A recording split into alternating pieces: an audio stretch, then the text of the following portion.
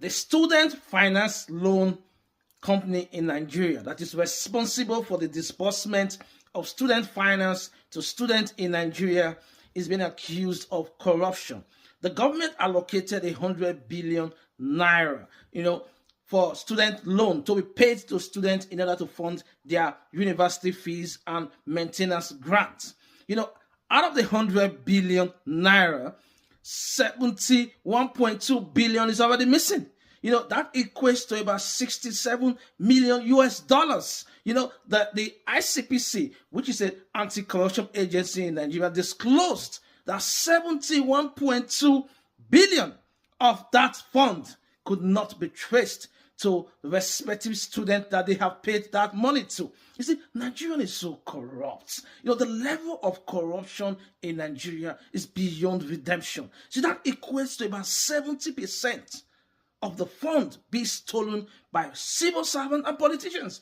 Only 28% where 28 point something billion was traced in terms of payment being made to students. See, Nigeria is so corrupt. See, that country, the level of corruption in that country cannot be redeemed. The level of corruption has eaten into the bone marrow of that country. Do you know what 71.2 billion naira is? It equates to about 47 million US dollars that has gone missing.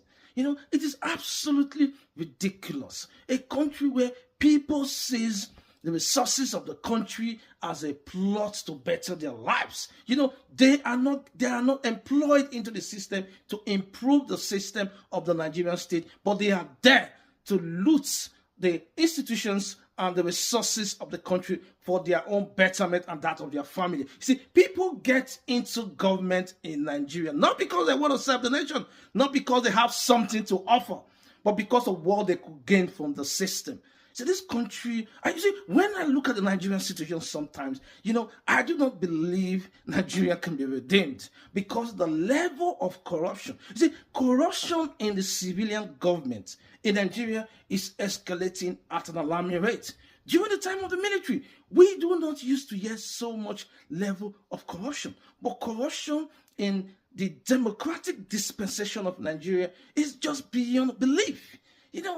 There's so much corruption by those in power, those managing the various quangos of the Nigerian state. We have seen several corruption. The last time we heard about the NDDC corruption during the time of the current Senate president, when we used to watch television, keep saying the Senate